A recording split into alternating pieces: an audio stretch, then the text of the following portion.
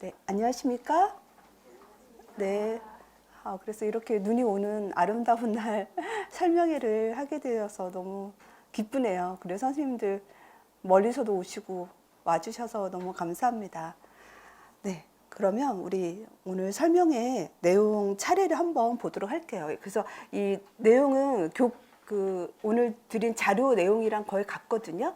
거의 같고, 그래서 이제 선생님들은 보건교사에 합격하려고 오신 거잖아요.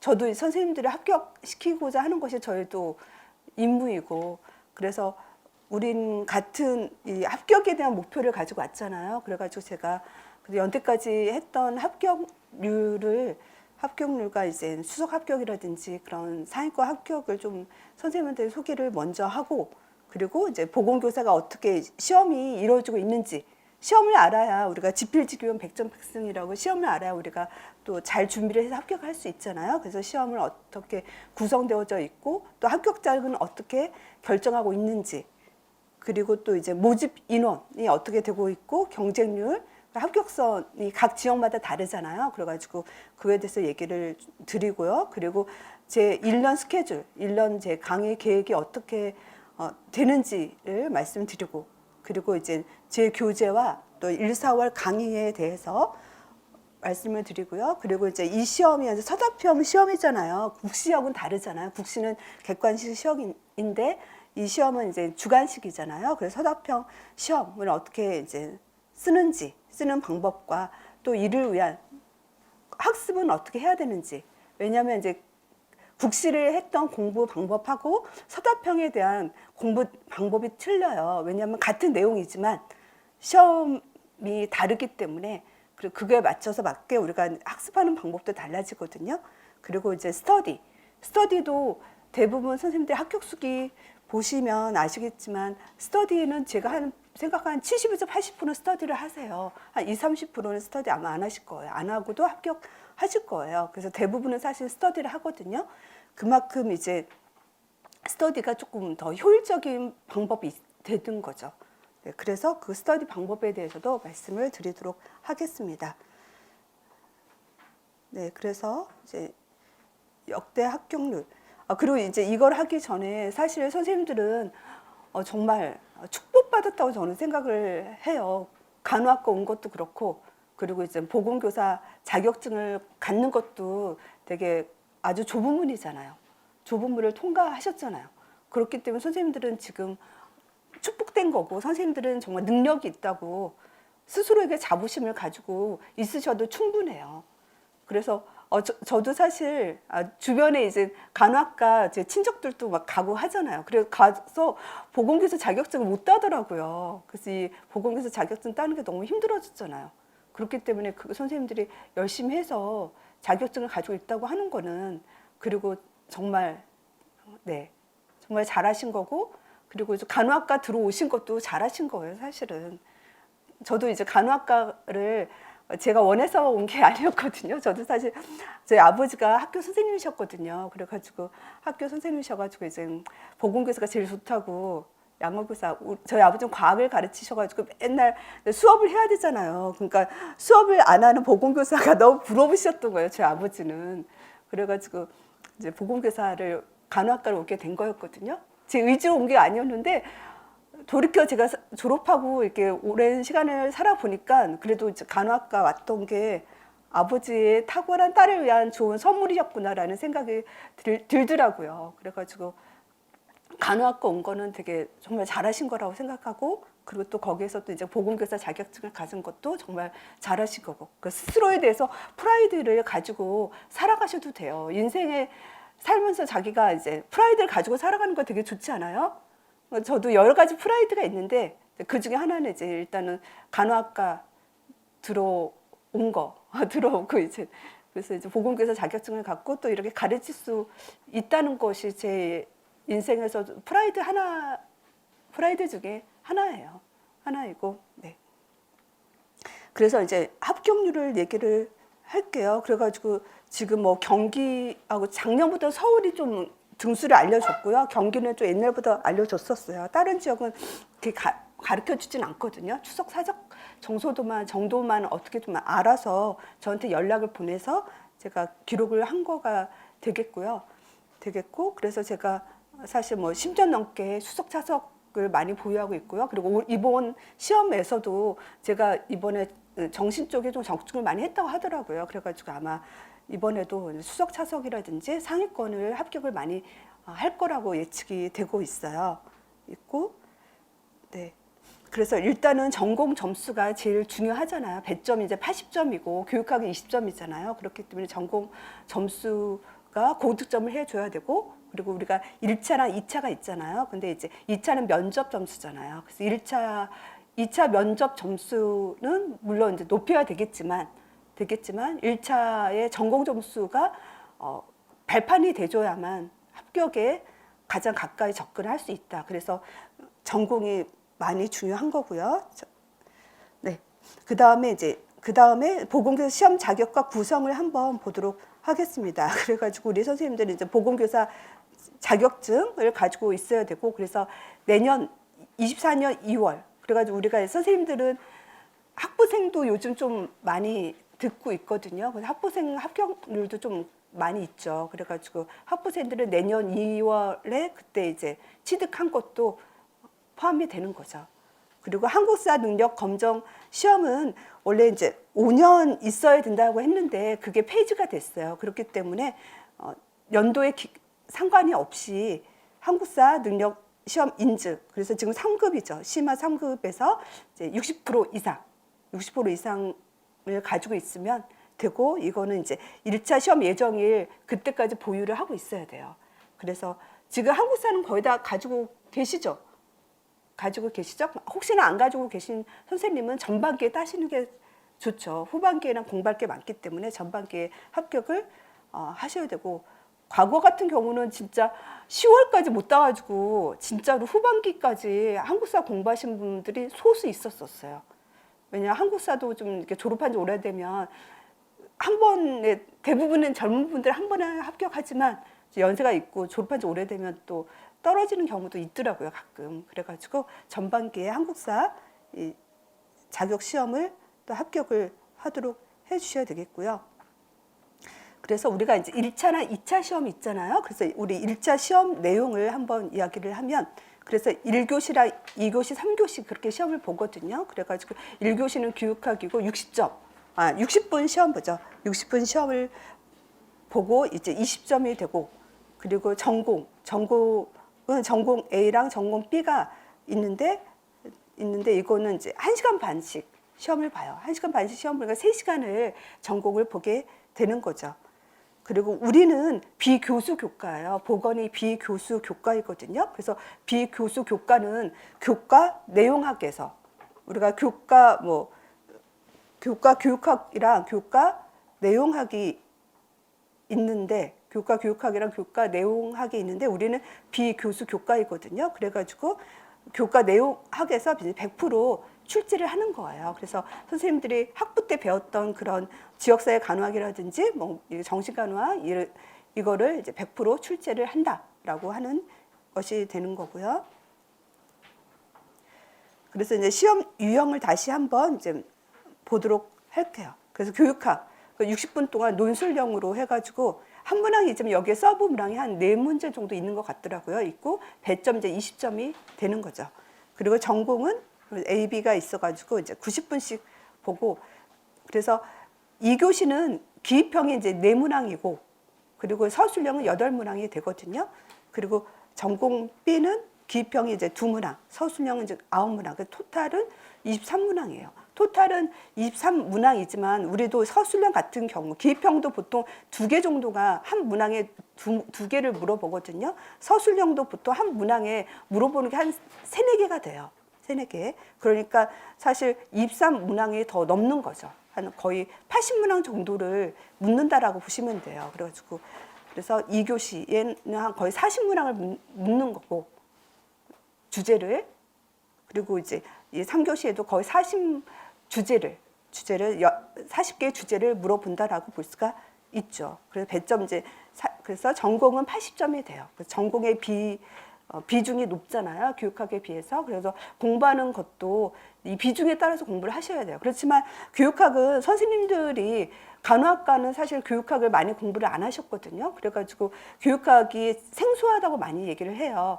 그래서 점수 비중은 20점밖에 안 되지만 전반기에는 교육학에 좀 힘을 쓰셔야 돼요. 교육학의 비중이 그래도 거의 반반은 가져야 돼요. 전반기 때는.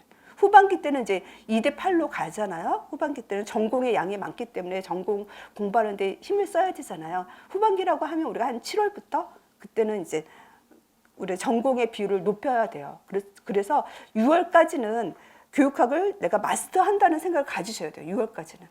우리가 교육학도 서답형이기 때문에 그러니까 물으면 대답할 수 있고 설명할 수 있어야 되잖아요. 근데 그거를 전반기 때까지는 해주셔야 돼요. 그래야만 전공에 나의 그 시간을 후반기 때 올인을 할 수 있거든요. 에너지 투입을 할 수 있기 때문에. 그리고 교육학이 20점이잖아요. 20점이라는 점수를 무시하면 안 돼요. 왜냐하면 교육학의 점수를 무시하면 이게 떨어질 가능성이 높아요. 왜냐하면 사실 전공이라고 하는 것도 우리 공부하시는 분들은 다 열심히 공부하잖아요. 그래가지고 거의 기출되어진 거는 거의 다 맞는 경향이 있잖아요. 근데 이제 교육학에서 이거를 점수가 차이가 올해 교육학이 또 어려웠다고 했거든요. 작년까지는 교육학이 좀 쉬웠어요. 물체였고 문제도 쉬웠거든요. 근데 올해는 교육학이 의외의 곳에서 이제 문제가 나왔다고 하더라고요. 그래가지고 교육학 컷이 작년에 비해서 5점은 떨어질 수 있을 거다로 그렇게 교육학 쪽에서 얘기를 하시더라고요. 그러면 교육학의 점수가 만약에 5점이 차이가 난다. 잘하는 분들은요, 교육학을 만점도 많이 맞아요. 20점 맞는 거 소수 있어요. 있고 18점, 작년 같은 경우는 거의 18점을 많이 맞으셨거든요. 18점. 근데 내가 교육학 공부를 안 했어. 안 하고 잘 못 봤어. 13점이면 점수 차가 거의 5점 이상이 나거든요. 그리고 또 어떤 선생님은, 이 선생님은 우리 꽈락이 있어요. 꽈락이 교육학에 8점을 넘어야 돼요. 꽈락이 40%거든요. 그렇기 때문에 8점을 넘어야 돼요. 근데 어떤 선생님이 자기 점수가 교육학이 진짜 8점이었어요. 근데 전공 때 합격했다고 그분이 옛날에 이제 학교 발표 바로 해주시는 선생님이 있었거든요. 그래서 교육학은 이제 꽈락을 넘어야 되고 이 점수 차이도 5점 이상, 전공 1차에서 5점이라고 하는 점수는 크거든요. 그렇기 때문에 교육학은 공부를 해놓으면 효자 노릇을 한다고 그래요. 왜냐하면 교육학은 전공보다 그 범위가 4분의 1 정도거든요. 그래서 조금만 노력을 하면 점수를 올릴 수 있는 과목이 교육학이래요. 그 범위가 작기 때문에. 근데 전공은 범위가 넓잖아요. 넓기 때문에 에너지를 많이 투입을 해줘야 돼요. 그렇기 때문에 이제 교육학은 지금 12월에부터 오셔가지고 지금 열심히 하려고 오셨잖아요. 그러면 하여튼 교육학을 이제 전반기 때 마스터한다는 생각을 꼭 가지셔야 돼요. 가지셔서 교육학은 20점 거의 만점에 준하는 점수를 맞아야 된다라는 생각을 좀 가지셔야 되겠고요. 그래서 전공은 이제 80점이고, 그래서 전공은 하반기 때는 우리가 앞심, 뒷심 그런 얘기를 해요. 앞심이 중요하냐, 뒷심이 중요하냐. 앞심은 이제 전반기를 의미하고 뒷심은 후반기를 의미하거든요. 그러면 중요한 거는 사실은 다 중요하지만 합격에 더 가까운 건 뒷심이에요. 후반기가 더 중요하거든요. 그렇기 때문에 후반기가 더 중요해요. 후반기 때 이제 전공의 에너지 투입을 많이 하는 게 되게 중요하죠. 아무리 전반기 때 외웠어도 후반기 때 이거를 열심히 보지 않으면 또 기억이 안 나요. 그 다음에 이제 과목의 문항 비중을 한번 보도록 할게요. 그래가지고 우리가 지역사회 간호학이랑 학교보건, 보건교육이 사실은 이 세 과목은 지역사회 간호학에 있는 하위 분야예요. 그래가지고 원래는 이게 같은 거거든요. 같은 건데 이거를 이제 우리는 시험에 중요하기 때문에 나누었고, 그 다음에 아동간호, 기초간호, 성인하고 노인, 응급, 여성, 정신 이렇게 과목이 있고요. 그래서 여기에서 한번 보면 지역사회 간호학이 문항 비중이 항상 높아요. 문항 비중이 항상 높고, 지역사회 간호학은 문항이 적게 나온 적이 없어요. 적게 나온 게 4문항이죠. 4문항이고 뭐 7문항까지 나온 적이 있고, 그래서 평균 비중이 6문항 정도로 23문항 중에서 6문항이 되는 거거든요. 그러니까 지역사회 간호학이 아주 중요하다. 근데 지역사회 간호학이 사실 공부가 제일 어려워요. 왜냐면 선생님들이 임상 베이스이고 약간 지역사회 베이스가 우리가 좀 아니잖아요. 그리고 또 지역사회 간호학이라든지 학교보건 보건교육은 약간 사회과학적인 느낌이 있거든요. 선생님도 약간 이과가 더 많잖아요. 그래가지고 약간 문과적이고 사회 과목적인 그런 과목이에요. 지역사회 간호학은. 그래서 또 암기할 것이 많이 있고 정책이라든지 법이라든지 이런 암기할 것이 많이 있어가지고 지역사회 간호학을 좀 어려워해요. 그래서 항상 공부하실 때도 비중을 지역사회 간호학의 비중이 높다고 했잖아요. 그리고 어렵다고 했잖아요. 생소하다 했잖아요. 그렇기 때문에 지역사회 간호학에 항상 비중을 많이 두셔야 돼요. 그래서 전반기 후반기에도 지역사회에 대한 이제 비중을 항상 내가 성인 간호학 공부하더라도 시간이 나면 지역사회 공부를 하고 스터디를 하고 하셔야 돼요. 그리고 학교 보건 같은 경우도 뭐 한 문항 정도 이상 문제가 나오고 이제 보건교육도 한 문항 정도가 나오고 있죠. 그 다음에 아동간호학을 한번 보면요. 아동간호학은 많이 나올 때도 있고 4문항이 나온 적도 있고 그렇지만 1.5문항 적게 나온 때도 있어요. 이렇게 아동간호학은 좀 많이 나올 때도 있고 적게 나올 때도 있다. 근데 보통은 많이 나오는 건 좀 드물어요. 아동간호학은. 그래서 평균 뭐 3문항 정도로 아동간호학을 볼 수 있겠고요. 아동간호학은 그렇게 어렵지는 않아요. 어렵지는 않고 뭐 성장발달 앞에 있는 뭐 신생아 성장발달 그쪽 부분이 좀 시험에 좀 많이 나오는 부분이고 또 질환 같은 경우는 사실 질환이 아동간호학이 그렇게 많지는 않거든요. 그래서 이제 그 정도의 비중이 있고요. 기초간호과학은 한 문항 정도는 안 나올 때가 있죠. 기초 같은 경우는 뭐 칼륨이라든지 전해질이라든지 산염기 불균형이라든지 과민 반응이라든지 좀 그런 쪽이 되겠고요. 그다음에 성인 간호학을 한번 보도록 할게요. 성인 간호학은 얘도 이제 우리 시험의 주축이 지역사회 간호학, 성인 간호학, 뭐 여성 정신 주축이 4가지라고 좀 볼 수가 있어요. 그래서 성인 간호학은 문항이 많이 나올 때도 있고요. 지금 5.5문항, 올해 좀 많이 나왔죠. 많이 나올 때 있고 적게 나오면 지금 1.5문항, 2문항까지 나온 적이 있잖아요. 그래서 성인 간호학은 이렇게 문항의 비중이 높을 때도 있고 낮을 때도 있다라고 볼 수가 있어요. 그리고 성인 간호학 같은 경우는요, 그러니까 범위가 제일 넓어요. 성인이. 왜냐하면 국시에서도 성인의 문제가 많잖아요. 범위는 넓은 거에 비해서 성인 간호학은 특히 중요한 거 위주로 나와요. 천식이라든지 뭐 결핵이라든지 당뇨라든지 그런 식으로 뭐 부정맥이라든지 혈관 심질환이라든지 고혈압이라든지. 그래서 성인 간호학은 사실은 양은 많지만 공부하기가 그렇게 어려운 과목은 아니에요. 왜냐하면 주요 아까 파트에서 주로 나오는 경향이 있기 때문에 그 주요 파트만 잘 섭렵을 하면 돼요. 성인 간호학. 중요하지 않은 거는 그냥 한 번 정도 보는 정도로 하고 중요하지 않은 거 파트에 너무 힘을 쓸 필요가 없어요. 중요한 거 위주로 성인 간호학은 준비를 하면 되고요. 노인 간호학은 안 나올 때가 많았죠. 안 나올 때가 많고 뭐 2문항이나 1문항 정도. 노인 간호학, 뭐 노인 장기 요양 보험이라든지 치매라든지 그래서 뭐 약물이라든지 그런 쪽으로 나오는 파트가 좀 정해져 있거든요. 그런 쪽으로 보시면 되겠고요. 응급간호학 같은 경우는 뭐 1문항 정도. 안 나올 때도 있지만 대체로 1문항은 나온다. 왜냐하면 응급간호를 잘 못하면 심폐소생술이라든지 뭐 제세동기라든지 뭐 화상이라든지 상처라든지 그런 것들은 우리가 사실 안 나올 수가 없잖아요. 학교에서 중요하니까. 생명과 관련 있고 하기 때문에 그래도 보통은 1문항은 나오는 게 이제 응급이다라고 보시면 되죠.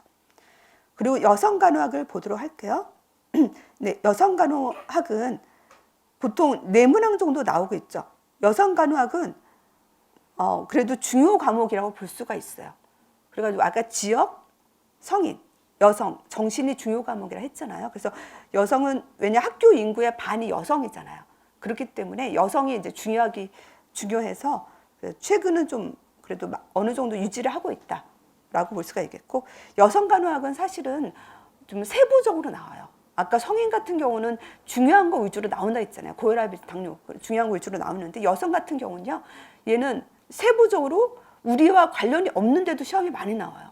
뭐 분만 분만이라든지 그런 거 우리랑 크게 관련이 없잖아요. 우리가 분만실 간호사도 아닌데. 근데 분만실 간호사 정도가 알아야 될 거가 시험에 항상 나오더라고요. 그래서 여성간호학은 네, 세부적으로 봐줘야 하는 과목이다라고 볼 수가 있겠고요. 그다음에 정신간호학, 정신간호학도 그래도 많이 나온다고 볼 수가 있어요. 5문항일 때도 많이 있죠. 5문항일 때도 많고, 뭐 적게 나오면 뭐 2문항도 있었지만 대체적으로는 정신간호가 많이 나오는 과목이거든요. 그래서 5과목 문항이라든지. 왜냐하면 학교에 정신적인 문제를 많이 가지고 있잖아요. 애들이 우울이라든지 불안이라든지 자살이라든지 약물 남용이라든지 그런 문제들이 학교 이슈가 많이 있기 때문에 정신은 항상 좀 많이 나오는 과목이다라고 볼 수가 있죠. 그래서 어떤 분이 이제 강원도 초시 합격하셨거든요. 그분은 이제 나이트 근무를 하면서까지 나이트 근무 계속 하시면서 합격을 하셨어요. 공부할 시간이 없잖아요. 그래가지고 그분은 그리고 강원도가 컷시즌 좀 낮아요. 낮거든요. 낮은 이유는 좀 이따 얘기를 해드릴게요. 좀 낮거든요. 그러니까 이분은 올해 합격을 해야겠다라는 목표로 나이트 간호사 하시면서 공부하니까 시간이 적잖아요.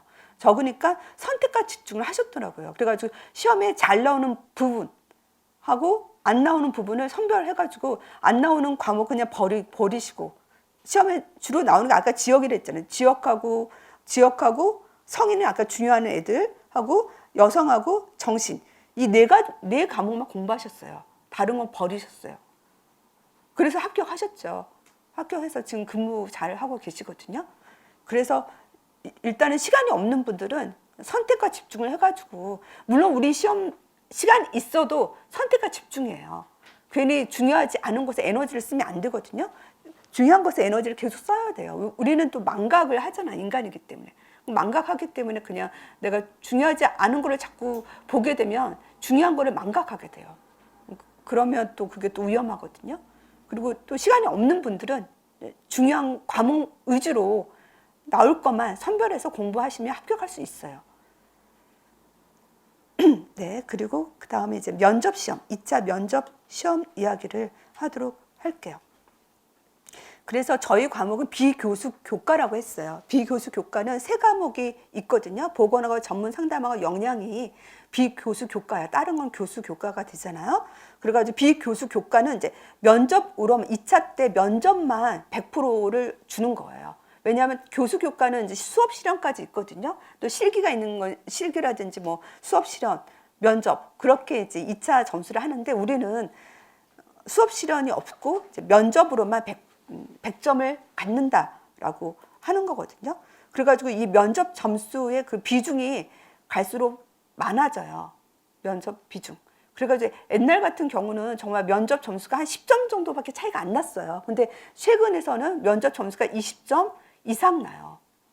그러니까 강원도 같은 경우는 면접 점수가 더 나는 것 같아요. 30점 이상. 강원도는 면접 점수가 30점 이상. 다른 지역은 거의 20점 이상. 서울 같은 경우도요, 100점 맞고 어떤 분은 76점이나 78점도 맞아요. 경기도도 그래요. 경기도도 어떤 분은 100점 맞고 또 다른 분은 78점인가 제가 맞는 거 봤거든요. 76점. 그렇기 때문에 20점 이상의 차이가 나는 거잖아요. 20점, 25점. 뭐 강원도는 30점 이상. 강원도는 100점도 맞고 면접 점수가 뭐 60 몇 점? 하여튼 68점? 그러니까 이제 30점 이상 차이가 나는 거예요, 강원도가. 이 점수는요, 1차 점수, 1차 거꾸로 1차 꼴찌를 합격하더라도 면접만 잘 보면 이렇게 반전이 되어지는 거예요. 그렇기 때문에 면접이 갈수록 중요하거든요. 그래서 면접이 갈수록 왜 중요해요? 선생님은 사실은 뭐 내용을 잘 가르쳐야 하는 것도 있지만 학생을 대하잖아요. 학생을 대하고 또 학교는 우계구조잖아요. 교장선생님 있고 교감선생님 있고 또 우계구조가 있고 혼자 잘하는 게 아니잖아요. 함께 해야 되잖아요. 학교라고 하는 조직은. 학교는 조직이에요. 조직 안에 들어가는 거고 그리고 사람을 대하는 거거든요. 사람을 대하고 학생을 대하는 거잖아요. 다른 선생님들과 관계가 중요하잖아요. 그렇기 때문에 그거를 보는 게 면접이에요. 이 선생님이 정말 선생님으로서 학생들을 사랑하고 또 학생들이 문제가 있을 때 그걸 해결할 수 있고 또 다른 사람들과 다 다른 선생님이라든지 교장 선생님과 협력해서 학교를 잘 이끌어가는 그런 능력을 가지고 있는지 그런 것들을 다 보는 거예요. 그래서 이 면접은 100점, 제가 이제 면접 시뮬레이션도 하고 하거든요. 그래서 100점 맞는 선생님과 면접 점수가 안 좋은 선생님을 구별할 수가 있게 됐어요. 선생님들은 면접 100점을 맞으셔야 되잖아요. 그렇죠? 그러면 이거는 우리가 1차 시험 끝나고 면접까지 공부하는 기간이 거의 2달이 돼요. 거의 1달 반, 2달이 되거든요. 근데 그 기간 동안 선생님이 정말 우리 100점이 원하는 그런 이제 면접 준비를 한다는 것이 쉽지가 않아요, 사실은. 2달의 그 짧은 기간 동안. 그거는 지금부터 준비를 하셔야 돼요. 지금부터 선생님들이 1차만 준비하는 것이 아니라 내가 1차를 다 준비한다라는 마음을 가지셔야 돼요. 그래야 합격할 수 있어요. 면접의 비중이 커지기 때문에. 그래서 이제 면접에서 일단은 언어 능력부터 생각을 하셔야 돼요. 언어 능력. 이것도 난 중요하다고 생각을 하거든요. 왜냐하면 면접이라고 하는 건 10분이라든지 15분 정도로 우리가 이제 사례를 주고 사례를 가지고 내가 대답을 하는 거예요. 교육학적인 어떤 백그라운드와 그 사람의 어떤 인성. 선생님들마다 인성이 다 다르잖아요. 근데 선생님으로서 인성을 있는 사람을 뽑으려고 하는 거예요. 그렇기 때문에 이제 일단은 10분, 15분을 말을 하잖아요. 그렇기 때문에 말을 할 때 명확하고 발음이 정확하게 해야 되겠잖아요. 뭐 말이 뭉개지고 또 말소리 너무 낮고 하면은 아무리 내용이 좋아도 좋은 점수를 받기가 어려워요. 대부분 면접 100점 맞는 사람들을 제가 시뮬레이션 했을 때 그런 선생님들은요, 딱 목소리부터 자신감이 넘쳐요. 목소리부터 당당함이 묻어나요. 진짜로. 제가 100점 했던 선생님들을 기억을 하거든요. 면접 시뮬레이션 때 저 선생님 진짜 말을 잘한다. 태도라든지 목소리라든지 내용이라든지 그게 다 맞춰줘야 100점이 되는 거예요. 근데 그런 선생님들은 시뮬레이션 할 때도 그게 딱 느낌이 와요. 진짜로 그런 분들은 거의 100점을 맞거든요. 근데 그거의 기본은 일단은 발음이라든지 명확하게 해줘야 돼요. 근데 발음 연습은요, 소리를 읽어야 돼요. 말을 자꾸 해야 돼요. 저도 사실은 발음이 안 좋은 사람이었거든요. 지금 좀 감기 걸려가지고 목소리도 좀 약간 지금 좋은 상황은 아닌데, 저 같은 경우는 발음이 안 좋다는 얘기 들어가지고 아나운서 학원까지 다녔어요. 그래가지고 발음을 좋게 하려고. 그래서 지금은 뭐 그렇게 나쁘다는 얘기는 안 하는 것 같긴 하는데, 그래서 발음은 책을 읽으라고 하더라고요. 책을 또박또박 읽어야 된대요. 또박또박 읽고, 그리고 내 소리를, 내가 말하는 발음을 내가 들어야 돼요, 귀로. 내 발음이 명확한지 내가 항상 인식을 해주셔야 돼요. 그래서 내가 선생님도 스터디를 하실 때도 사람하고 말을 할 때도 항상 발음을 정확하게 하고 있는지, 뭉개지지 않는지, 그걸 항상 들으면서 이제 공부를 하시는 거예요. 공부하실 때, 스터디 할 때라든지, 뭐 책을 읽는다고 할 때. 발음을, 속도라든지 이 목소리도 작으면 안 돼요. 면접 100점 하셨던 분들은 대체적으로 그 목소리가 업이에 대해서 약간 소름이라고 하거든요. 업된. 그죠? 선생님이 면접관이에요. 근데 면접을 보는데 목소리가 막 이게 너무 이제 낮고 그러면 선생님들이 좋겠어요? 학생들을 가르칠 때도 목소리가 좀 이렇게 업이 돼줘야 듣기에 좋잖아요. 졸지 않잖아요. 그래서 목소리부터도 이제 명확하고 정확하게 하는 연습을 자꾸 하셔야 돼요.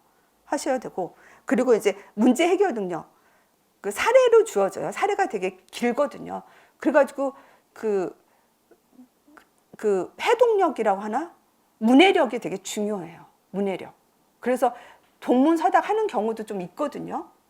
그래서 요지 파악을 안 하면 점수를 줄 수가 없잖아요. 내용에서. 그렇기 때문에 그 문해력을 키우는 게 되게 중요해요.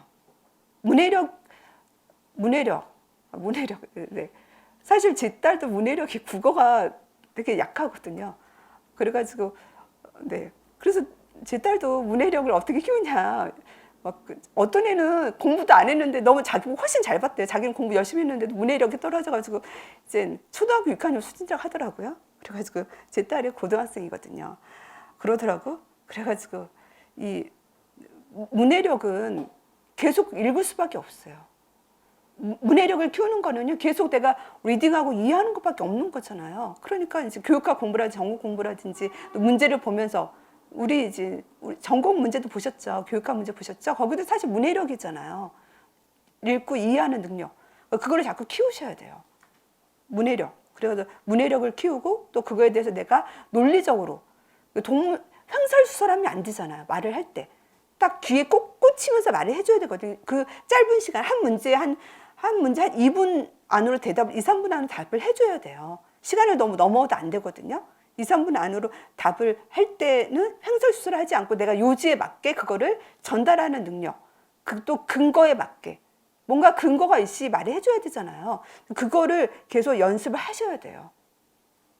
그거는 사실은 이것이 2차의 대비기지만 1차의 대비기도 하거든요. 그래서 우리가 기출문제를 계속 푼다든지 뭐 책을 계속 읽는다든지 하면서 이런 능력을 자꾸 키워주시는 거예요. 키워주시고, 그리고 또 답안이 약간 교육학적인 답안을 좀 해줘야 좀 그래도 있어 보이잖아요. 그러니까 교육학 공부를 잘 하셔야 돼요. 교육학은 1차에서만 끝나는 게 아니라 교육학의 그 내용이 또 이제 내용이 2차랑 또 연결이 되는 게 있거든요.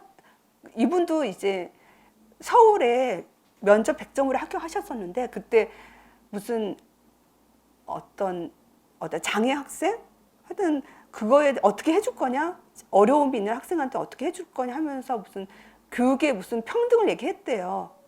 교육학에서 배웠던 무슨 교육에 무슨 평등을 얘기했더니 그때 되게 좋아하시는 것 같았고, 그래서 점수가 자기가 100점을 맞은 것 같다 그 얘기를 하시더라고요. 그래가지고 그 제시문의 그 내용을 해결할 때 교육학적인 백그라운드라든지 또 교육과 관련된 그 책에서 내용을 이렇게 근거로 해주면 되게 점수가 잘 나오죠. 그리고 이 협력이라고 하는 게 되게 중요해요. 협력. 그래가지고 이제 우리가 학교 교장이 어떤 일을 한다. 그럴 때 어떻게 할 것이냐. 그러면은 우리는 교장 선생님이라든지에 대해서 특별히 윤리적으로 문제가 있는 일이 아니라고 한다고 하면 우리는 복종의 의무가 있는 거거든요. 그래서 이제 교장 선생님 뭐를 계획하려고 하는데 그거에 약간 안티적인 대답을 하면 점수를 못 받아요. 그래서 그 선생님이 그때 면접 점수가 70대 후반 나와가지고 떨어지셨거든요. 그래가지고 이 협력이 우리가 요즘 면접 지문은 사례로 들어가잖아요. 사례로 주는 이유가 사례를 통해서 답을 하면 그 사람 인성이 드러나요. 근데 본인은 이게 내 인성을 체크하는지 몰라요. 제가 시뮬레이션 할 때도 많이 느끼는 거거든요. 근데 그 사례는 선생님의 가치관과 인성을 묻는 거예요. 근데 그거를 그때 풀 때는, 왜냐면 그 풀 때는 선생님의 그냥 가치관, 인성을 대답하니까. 근데 그 선생님 가치관, 인성이 아까 말한 협력이라든지 사랑이라든지 존중이라든지 그렇게 안 드러나는 경우가 꽤 많이 있어요. 진짜로. 그래서 이게 되게 중요하고, 그래서 면접은 혼자 공부하는 게 아니에요. 면접은 스터디를 하라고 하거든요. 왜냐하면 스터디를 하면서 내 대답이 맞는지, 정말 교사로서 올바른 인성의 대답인지에 대한 피드백을 받아서 고쳐나가셔야 돼요. 그래서 내 인성을 개발하셔야 돼요. 그래서 선생님들은 일단은 보건교수가 되려고 오셨잖아요. 선생님이 되려고 오셨잖아요. 그렇기 때문에 항상 선생님은요, 이기적이면 안 되잖아요. 선생님은 좀 더 타인을 배려해야 되고 공감할 줄 알아야 되고, 타인의 어려움을 내 것처럼 생각하면 도와주려고 하는 게 선생님이잖아요. 그런 선생님들이 정말 소수 있더라고요. 제가 경험을 했는데. 그러니까 선생님은 그런 태도를 내가 가져야 된다는 생각을 지금부터 가지셔야 돼요. 그 면접 2개월 준비하는 동안 나의 가치관이라든지 인성이 쉽게 변하지가 않거든요. 그렇기 때문에 내가 지금부터 정말 좋은 선생님이 돼야겠다. 그래서 내가 간호학 지식도 많이 있지만 선생님들이 살아오면서 이 선생님 너무 좋은 선생님이고 내 기억에 있는 선생님 있잖아요. 한 분이라도 있잖아요. 그런 분을 롤 모델로 삼아가지고 내가 항상 그런 품성을 가지려고 노력을 하셔야 돼요. 그래서 거울을 볼 때도 자신에 대해서도 항상 사랑스러운 눈빛으로 자신을 보세요. 진짜로. 내가 나를 사랑해야 다른 사람을 사랑할 수 있는 거거든요. 나를 보면서 나를 사랑해주는 마음을 가져야 내가 학생들을 사랑할 수 있는 마음이 되고, 그게 면접에서도 선생님들의 태도가 돼요. 선생님들이 면접하는 거를 한번 나중에 3시간 내지 한번 보세요. 다른 선생님들 하는 거를 보세요. 그러면 그 사람의 태도에서, 목소리에서 그 사람의 여기서 진정성 얘기하겠죠? 진정성과 그 올바른 선생님의 모습, 학생에 대한 그런 사랑의 모습이 그게 느껴지는 사람들이 있어요. 그런 분들을 보통 100점을 줘요. 그게 진정성이거든요. 암기해가지고 말하는 게 아니라, 특히 젊은 선생님들 약간 암기력이 좋잖아요. 그래가지고 이게 암기한 티가 나거든요. 근데 면접에서요, 같은 내용을 했는데 이 선생님은 같은 내용을 말했대요. 근데 이 선생님 100점 맞고 이 선생님 80점 맞았어요. 그게 무슨 차이겠어요? 나도 그 얘기 했대. 그 얘기 많이 해요. 나도 그 얘기 했는데 왜 내 면접 점수 안 줬냐고 그런 얘기를 하시거든요. 그거는 뭐에서 차이가 나겠어요. 내용이 같다 하더라도 전달하는 그 사람의 어떤 태도라든지 진정성이 저는 문제라고 생각이 들어요. 그래서 교사로서의 어떤 진정성 있는 그런 모습들을 지금부터 갖고 나가셔야 돼요. 그래야 선생님들이 보건교사에 합격할 수 있는 거거든요. 네, 그래서 이제 합격자 결정을 한번 보도록 할게요. 공립. 제 1차 시험은 그래서 우리가 40% 이상이 돼줘야 이제 꽈락이 40% 이상이거든요. 그래가지고 교육학은 8점이고 전공은 32점? 네, 32점 이상을 맞아야 돼요. 그래서 몇 년 전에, 4, 5년 전인가? 그때 충북인가가 전공이 꽈락이 있었어요. 그때 거의 1000명 가까이 뽑았나, 보건교사를? 그래가지고 경쟁률이 막 떨어질 때였었어요. 많이 떨어졌을 때였거든요. 그래가지고 충북이 그때 꽈락 32점, 1차 합격자가 32점이 안 되는 경우도 발생했었어요. 그때 전공 문제 좀 어려웠었고. 그래서 이제 꽈락은 넘어야 되고, 그리고 1차 시험에서는 선발 예정 인원의 1.5배수를 뽑아요. 1.5배수를 뽑고, 그리고 강원도는 2배수를 뽑아요. 강원도는 2배수를 뽑기 때문에 강원도가 1차 점수가 다른 지역보다는 조금 낮은 거예요. 면접 점수도 너무 차이가 심하니까 그것도 있고. 그리고 뭐 최종 합격자는 뭐 1차 시험이라든지 2차 시험 뭐 이런 가산점 이런 걸로 결정을 한다. 그 정도만 보시면 되겠고요. 그리고 사립도, 우리 시험에서 사립도 많이 뽑거든요. 사립도. 그래가지고 내가 공부가 좀 덜 됐다 하는 분들도 사립을, 공립도 시험 봐도 되고요. 사립도 시험 봐도 돼요. 동시 지원할 수 있거든요. 그러니까 내가 뭔가 이제 공부가 덜 됐다라고 하시는 분은 사립을 지원하시면 돼요. 근데 사립 같은 경우는 선발 예정 인원의 3에서 뭐 7배수를 또 하고, 또 이제 자체적으로 이제 2차 시험 면접도 하기 때문에 뭐 내정자가 있다는 얘기 좀 하잖아요. 뭐 그런 사립도 있고 또 그렇지 않은 사립도 있거든요. 그래서 사립도 일단 공부가 좀 덜 되신 분들은 사립을 지원하는 것도 방법이에요. 사립 가셔가지고 또 열심히 또 하시는 분도 많이 있거든요. 또 사립 하시면서도 공립을 가고 싶으면 또 공부 일하시면 또 하시면서 또 공립 또 지원해서 또 합격하시는 분들도 있어요. 네, 그렇게 하시면 되겠고, 그 다음에 이제 모집 인원 경쟁률 합격선을 한번 보도록 할게요. 그래가지고 이제 올해 24년도의 모집 인원이 총 377명이에요. 377명. 그리고 23년도보다는 조금 줄어들었죠. 조금 줄어들었어요. 22년도 같은 경우는 제일 많았었잖아요. 거의 이제 800명 가까이 뽑았었죠. 22년도 코로나 때문에 800명 가까이 뽑았다가 지금, 그래서 이제 모집 인원이 우리가 그 36학급은 2인 배치가 됐잖아요. 2인 배치가 됐고, 그래가지고 모집 인원은 그렇게 줄진 않을 거라고 여겨져요. 300명 넘게. 그래서 300명 넘게 뽑는 거는 많이 뽑는 거예요. 진짜로. 한 10년 전에는 100명 넘게 뽑았었거든요. 10년 전에 저 계속 가르쳤었잖아요. 100명 정도 넘게 뽑았었어요. 그때는 또 경쟁률이 정말 30대 1 그랬었어요. 그 당시 10년 전에는 경쟁률 거의 30대 1 그랬었어요. 25대 1인가? 아주 합격하기 되게 어려운 때도 있었어요. 근데 선생님들은 일단은 학부 때에서 이게 걸러졌잖아요. 학부 때에서 이제 걸러졌기, 학부에서 지금 10%, 5%에서 10%, 3% 정도밖에 안 주는 학교도 있어요. 그러니까 일단 거기에서 걸러져 가지고요. 지금 경쟁률이 지금 7.04대 1이잖아요. 경쟁률 7대 1. 작년보다 경쟁률이 떨어졌어요. 작년에 지금 8.37이었죠. 8.37. 그리고 22학년도 때는 그때 많이 뽑아가지고 4.57이었죠. 많이 뽑아 4.57이었고, 그리고 이제 그래가지고 23년도랑 24년도랑 모집 인원이 큰 차이가 없는데 경쟁률이 떨어졌죠. 그 이유는 이 지원한 명수가 줄었어요. 전반적으로. 지원한 명수가 올해 지금 2,400명 정도 지원을 했잖아요. 2,400명 정도 했잖아요. 23년도는 거의 3,000명이었어요. 3,000명이었거든요. 그리고 600명이 줄었어요. 지원하는 사람들이. 이제 줄은 이유가 우리가 아까 말했던 보건교사 자격증을 많이 안 주잖아요. 그게 가장 크다고 생각을 하거든요. 그렇기 때문에 올해 선생님들 시험 볼 때 경쟁률은 제 생각에 한 6대 1 정도라고 생각이 들어요. 6대 1 정도면요. 7대 6대 1 정도면요. 합격하기가 진짜로 수월해진 거예요. 진짜로. 왜냐면 이 경쟁률은요.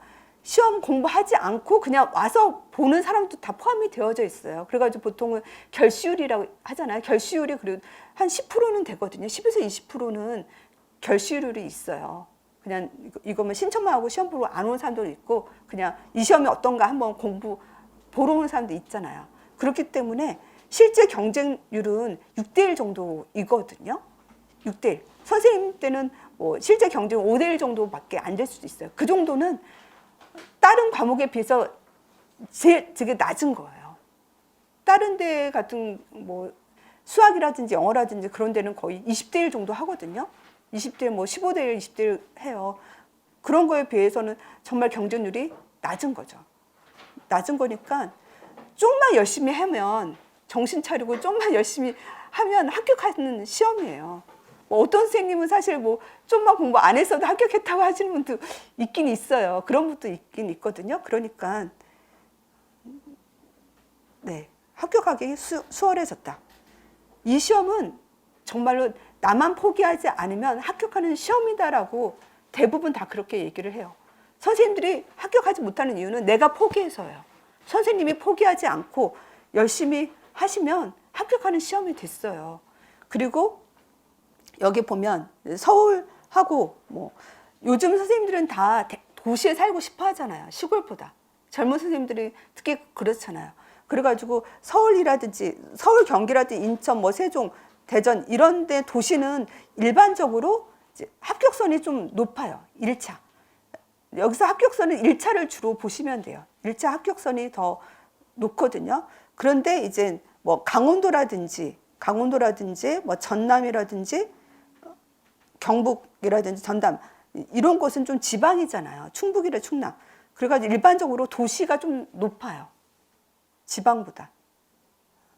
그래가지고 그 점수, 1차 점수 차이를 한 강원도 볼까요? 강원도를 보면, 그래가지고 1차 점수가 작년에 높은 지역이 부산초죠. 부산초가 83.33이거든요. 근데 강원도는 얼마예요? 71점이죠.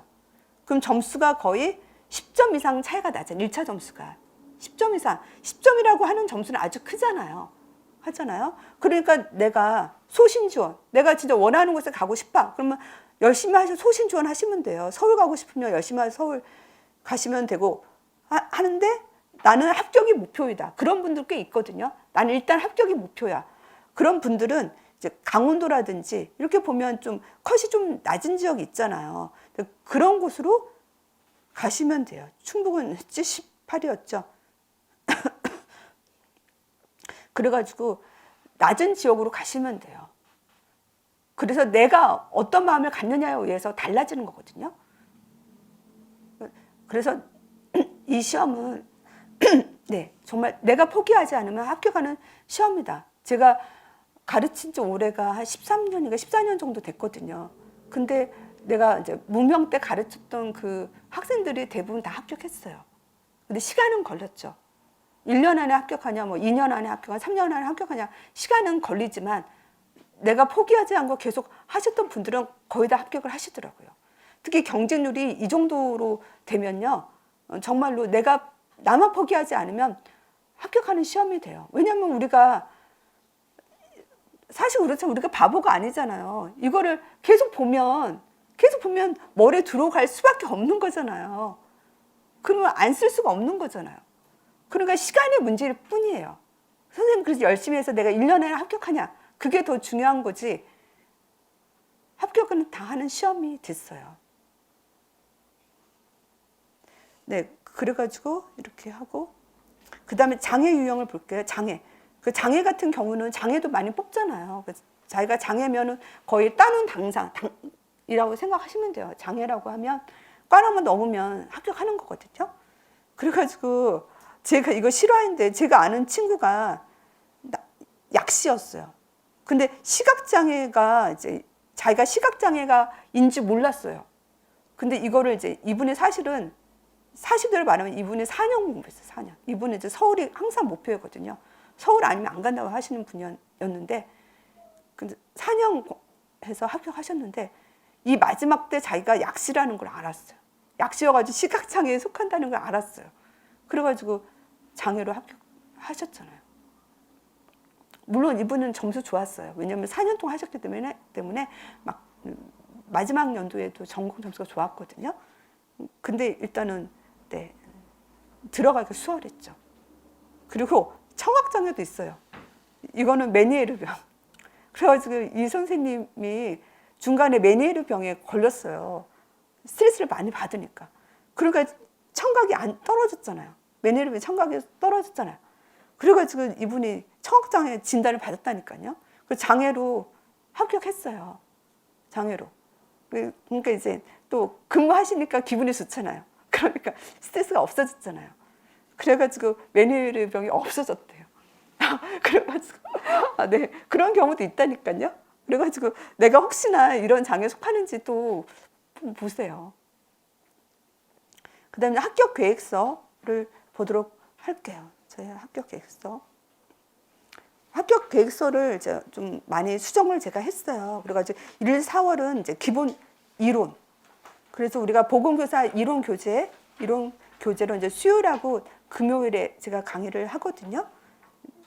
이론을 하고요. 그리고 제가 전공보건 다음 카페가 있어요. 전공보건교실 다음 카페가 있거든요. 그래서 매일 아침 제가 9시 이전에 복습용 문제를 월요일부터 이제 토요일까지, 일요일만 빼고 아침 9시 8문제를 내요. 8문제를 내거든요.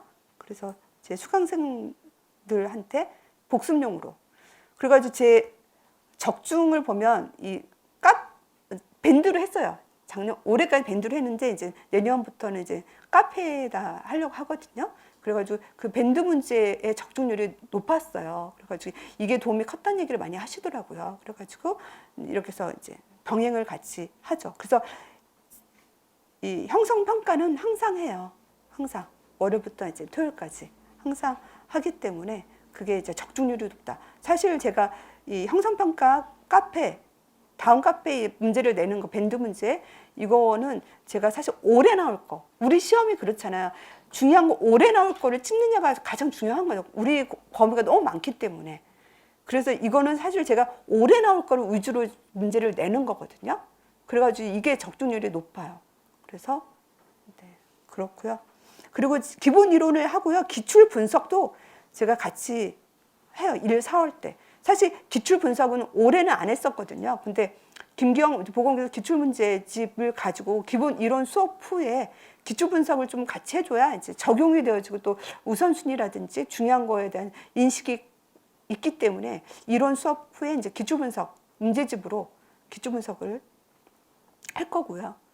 5, 6월은 이제 기출 문풀 수업을 하죠.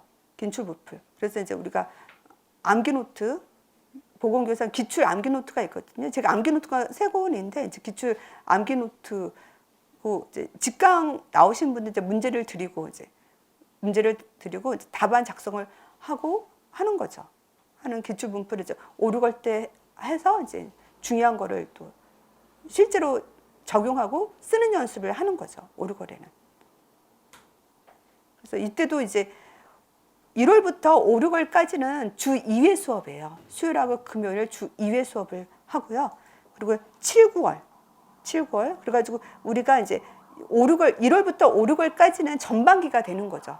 전반기라고 하는 거는 그 내용에 대한 이해, 전반적인 이해와 또 중요도, 기출 분석을 통해서 중요도 인식하는 거가 중요하고, 이해와 이해의 비중이 커지죠. 이해를 하면서도 또 중요한 부분을 암기를 좀 해줘야 되고 하는 것이 전반기의 핵심이라고 하면, 이제 하반기에서는 특히 인출 중심의 수업을 해줘야 되잖아요. 중요한 거 선별해서 이제 암기하는 거.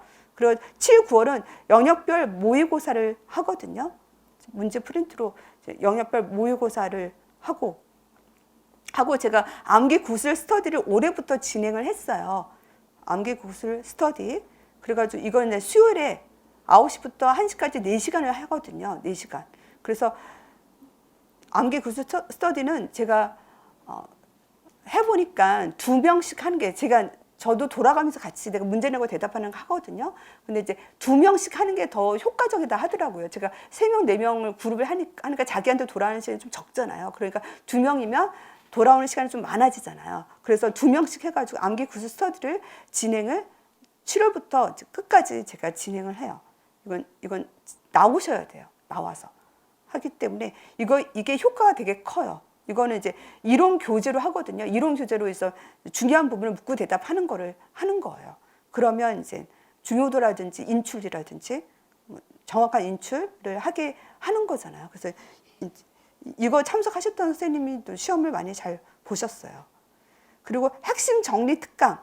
제가 7월부터 이제 막판까지는 핵심 정리 특강을 해요. 이것도 수요일 날 2시간씩 하거든요. 그래서 제가 주제별 키워드, 암기 노트 이걸로 이제 정리 특강에서 총 정리하는 거. 우리가 문제도 풀고 또 정리도 하고.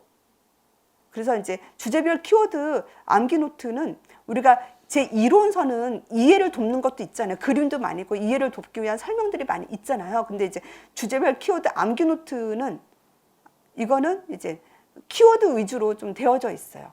그림이라든지 뭐 이해 부분 빼놓고 내가 외워야 키워드 그거를 이제 가지고 다니면서 또 사이즈가 적어가지고 가지고 다니면서 보시면서 외울 수 있도록 하는 거. 그래서 이걸로 또 정리 특강을 하고요. 11월 실전 모의고사를 또 하고, 그래서 암기 아까 구술 스터디하고 핵심 정리 특강은 계속 수요일에 진행을 해요. 핵심 정리 특강, 또 영역별 키워드 암기 노트가 있거든요. 그래가지고 이거로도 진행을 하고, 그래가지고 우리가 사실 모의고사는 진짜 시험에 나와서 내가 연습할 게 필요하잖아요. 그런 용도이고, 핵심 정리 특강 같은 경우는 내가 또 전반적인 걸 또 봐야 되잖아요. 전반적인 틀을 또 내가 유지를 해줘야 되잖아요. 그거 용도예요. 얘는 다 도움이 다 됐다고 했고요. 그리고 이제 암기 구술 스터디는 계속 수요일에 2명씩 제가 또 같이 진행을 하기 때문에 참석할 수 있는 선생님들은 꼭 참석을 하시면 이거 준비하는데도 열심을 내게 되어지고, 그리고 또 이제 도움이 크겠죠. 서답형은 쓰거나 말로 하거나 그렇게 해줘야 돼요. 그래서 내가 정확한지를 항상 점검을 받아야 되는 거거든요. 그 다음 이제 12월은 이제 심층 면접 강의하고, 면접 시뮬레이션은 1차 합격 후에 우리가 12월 28일에 1차 발표를 하잖아요. 하고 나서 1월 초에 이제 오지 못하는 분들은 줌으로 하고, 오지 못하면 줌으로 오고, 올 수 있는 분들은 대면으로 해가지고 면접 시뮬레이션 해서 선생님들한테 이제 피드백을 잘 해드려가지고 면접을 100점을 맞을 수 있도록 도와주는 거를 하고 있죠. 그리고 특강은 479. 그래서 이제 우리가 시험에 많이 나오는 약물 문제는 항상 시험에 나와요. 약물 문제 항상 시험에 2-3문제는 나오고, 또 지역 이론도 항상 나오거든요. 한 2문제 이상 나오거든요. 또 법규도 올해는 법규 문제가 없었어요. 근데 작년 같은 법규 문제가 5문제 이상 나왔었거든요. 근데 법규 문제는 항상 2문제 이상 보통 나와요. 올해만 예외적으로 법규 문제가 없었어요. 그래서 이거에 대한 이제 문제랑 이제 정리 특강을 하도록 하고 있죠. 그래서 점검 점수 고득점 이제 최대 합격의 이제 나름의 저의 이제 강의에서 중요한 저의 장점이 뭐냐라고 정리를 했을 때 보면, 이해 강의. 저는 이제 그림, 성인 간호학이라든지 그런 거는 그림표는 그림을 그리고 또 예시. 그래서 쉽게 설명하고 이해를 돕는 강의를 한다라고 얘기를 하더라고요. 설명을 쉽게 하고 이해를 돕는 강의를 하고 있고요. 그리고 이제 구조화 강의. 우리가 이제 구조화라고 하는 게 전공에서도 그렇고 교육학에서도 중요하죠. 구조화가 왜 중요하냐면 내가 이제 신발장에서 신발을 꺼낼 때 신발장도 구조화가 되지 않으면 막 찾게 되잖아요. 여름 신발, 겨울 신발, 뭐 운동화, 구두 이거를 나누어야 내가 필요할 때 거기서 꺼져내기 쉽잖아요. 우리 간호학 공부도 그래요. 우리 간호학도 양이 방대하잖아. 이 방대한 내용에서 이거를 물을 때 걔를 끄집어내야 되잖아. 걔를 끄집어내려면 내가 머릿속에 이제 핵심이 구조화가 돼줘야만 꺼집어낼 수 있거든요. 그래서 제 강의는 구조화 해주는 강의예요. 샘플 강의를 보시면 아시겠지만 구조화를 하면 이해가 되고 암기가 되는 거거든요. 그리고 인출이 되거든요. 그런 강의를 하고 있고요. 그리고 이제 우리는 서답형은 일단은 써야 되잖아요. 쓰기 위해서는 암기를 해야 되고 암기 인출이 잘 되기 위해서는 청킹이 아주 중요해요. 청킹. 근데 저는 청킹으로 강의를 하거든요. 외워할 거를 청킹을 해드리거든요. 제가 하는 청킹이 또 외우기 쉽다고 얘기를 하더라고요. 제가 업그레이드를 많이 했어요. 제가 사실은 암기를 못하는 사람이었어요. 제가 이제 암기, 그 치약 과목이 암기였어요. 그래가지고 고등학교 때 암기 과목이 제가 안 좋았고 대학 간호학 점수 사실은 제가 안 좋아요. 간호학 점수. 저희 때는요. 보건교사 자격증을 100% 다 줬어요. 제 때는 다 줬거든요. 근데 제가 간호학 공부를 되게 못했어요. 그래서 제가 쌍문총도 아니고 다발총이었다니까. F가 다발총이었다니까요. 부끄럽지만. 왜냐면 저는 암기가 안 됐어요. 암기를 못했어요. 저는 이제 수학만 잘했거든요. 수학 때문에 이제 연대 간호학과 간 거예요. 수학을 잘해가지고. 근데 간호학은 수학이랑 상관이 없잖아요. 단순 수학만 하면 되잖아요. 고급 수학이 필요 없잖아요. 그럼 암기를 못해가지고 제가 학점이 되게 안 좋았거든요. 근데 제가 강의할 때는 암기를 잘해서 강의를 하잖아요. 그거는요, 암기는 방법이더라고요. 그래서 내가 어떻게 암기를 잘할까? 암기 못하면 안 되잖아요, 강사가. 샘플을 보여줘야지. 자기는 암기 못하면서 암기하라고 하면 말이 안 되잖아요.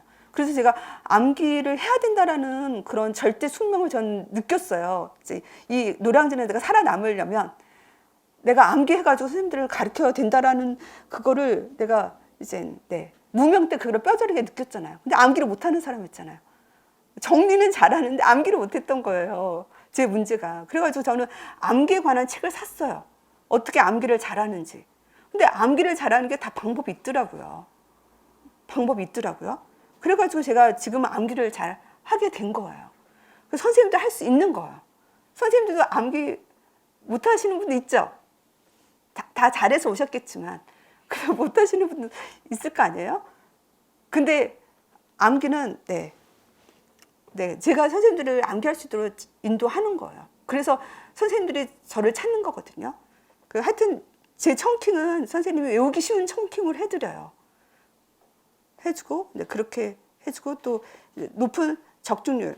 그래서 사실 올해도 적중률이 모든 강사가 자기 적중률 높다고 하지만 그렇지만 이제 백그라운드가 있잖아요. 제가 적중 내용 다 올려드렸잖아요. 그래가지고 올해 정신 쪽에서 적중을 많이 했고요. 그리고 이제 아까 정리특강, 주제별 연역병 정리특강을 또 하반기에 해가지고 전체적인 정리를 또 할 수 있도록 하고, 암기 구술, 하반기에 우리가 이제 암기 구술을 한다고 했잖아요. 그 기간 되신 분은 나오셔가지고 저랑 같이 이제 2명씩 짝을 지어가지고 암기 인출 연습을 하반기 때는 하셔야 돼요.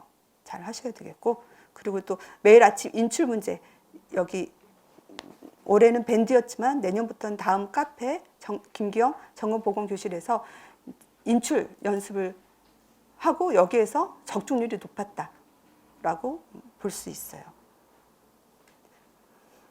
오늘 교재 얘기를 하도록 할게요. 교재.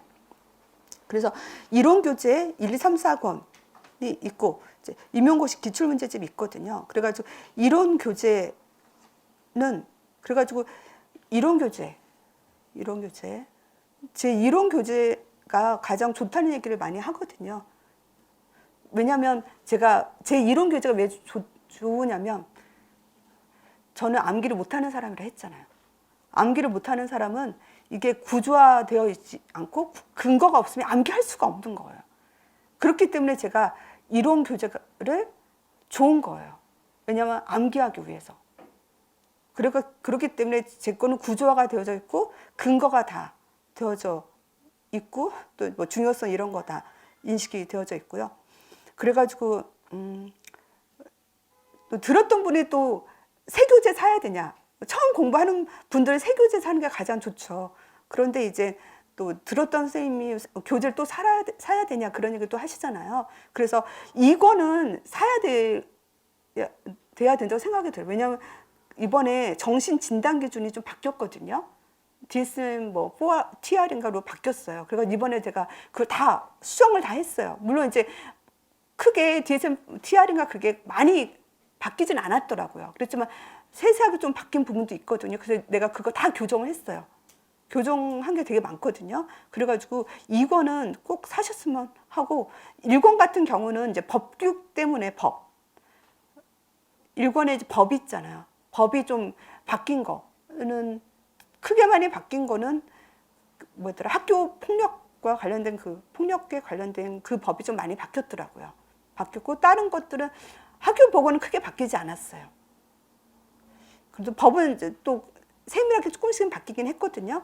그래가지고 근데 사실 새로 바뀐 부분은 제가 다시 강의 중에 문풀 자료 할 때 드리니까 1권을 이제 법 같은 게 좀 바뀐 것이 있지만 내가 나중에 하반기 때는 자료를 내가 또 드리니까 그걸 뭐 고치고 그걸로 보셔도 되긴 하니까. 그래서 1, 2, 3, 4권, 3, 4권은 크게 많이 바뀌진 않았거든요. 물론 이제 3권 같은 경우는 제가 아동간호학 같은 경우 좀 추가를 좀 많이 하긴 했는데, 네, 3권의 아동간호학 부분에 제가 추가한 부분 좀 있는데, 그래서 일단은 이제 오래 공부하셨던 책으로 또 써야 되냐, 그런 분들은 이거는 꼭 써야 되고, 1, 2, 3, 나머지 1권하고 3권하고 4권은 조금 이제 오래 거 써도 큰 무리는 없을 수 있다. 3권은 좀 첨가된 부분이 있다라고 그렇게 말씀드리고 싶고요. 네, 그 다음에 기출문제집 상하권. 그리고 기출문제집은요, 제가 이제 임용 기출문제 원본이에요. 여기는 주관식도 있고 객관식도 있거든요. 원본이고 5번 다 해설이 있고, 그리고 이번에 제가 사실은 이 임용고시 기출 외에 객관식과 답을 새로 넣었어요. 이번에 임용고시 문제 말고 제가 이제 관련된 다른 데서 시험 보는 게 있잖아요. 기출. 그래서 그거 객관식과 답을 추가로 더 넣었어요. 이 작업도 했거든요. 그래가지고 왜냐하면 우리 시험이 임용고시에서만 나오는 게 아니라 또 근처에 있는 시험의 기출에서도 나오거든요. 그래서 그 객관식 문제랑 답도 추가로 더 넣는 작업도 새로 했거든요. 그래서 선생님들이 더 이해를 돕기 위해서, 선생님들을 아까 제가 그 기출문제집으로 이 기출문제집으로는 제가 1, 4월 강의 때 이론 강의 끝나고 한다 했잖아요. 해서 선생님이 이론 배운 거에 대해서 좀 이해를 돕기 위한 수업을 진행한다 했잖아요. 이 책으로 하거든요. 그래가지고 이때는 임용고시 기출문제뿐만 아니라 주변에 있는 기출문제 객관식도 내가 추가로 넣어서 그것도 같이 다루겠다 라고 보시면 되겠고요. 그리고 임용고시 기출문제집은 앞에를 보시면 제가 그 마인드맵 형식으로 좀 정리를 했거든요. 마인드맵 형식으로 정리하고 또 거기에 이제 기출표시 다 되어져 있어요. 그래서 되게 유용해요. 중요성 인식하는 거라든지 머릿속에 구조화를 한다든지 그렇게 사용할 수 있겠고요. 암기 노트는 제가 3권이에요. 그래가지고 기출 암기 노트하고 주제별하고 영역별 암기 노트 3권이거든요. 그래가지고 암기 노트는 올해 출간을 안 하기로 했어요. 출간은 하지 않기로 했고요. 그래가지고 이제 작년 거를 그냥 쓰기로 했고, 기출 암기 노트는 우리가 아까 5, 6월 강의 때 5, 6월 제가 기출 문풀 강의라 했잖아요. 그래서 이 기출 암기 노트에 있는 내용이에요. 사실 이거를 이제 직강호 선생님들 프린트물로 제공을 하는 거거든요. 프린트 문제만 있고 암기 노트는 이제 답도 같이 있고.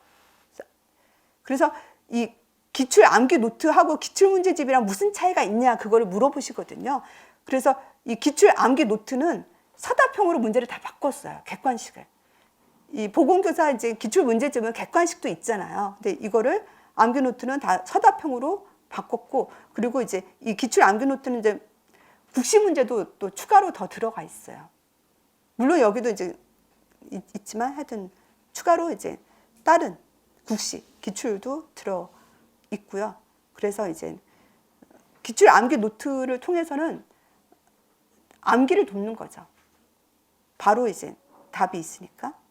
그 다음 이제 주제별 키워드 암기 노트랑 영역별 키워드 암기 노트는 제가 7월부터 11월 수요일 날 2시간짜리 강의 때 쓴다고 했잖아요. 그래가지고 주제별 같은 경우는 이제 병태생리 약물 진단 기준 이론 법규를 주제별로 이거를 나누었어요. 이거는 이론서 같은 경우는 주제별로 나누어져 있는 게 아니잖아요. 근데 이제 이건 약물은 약물끼리.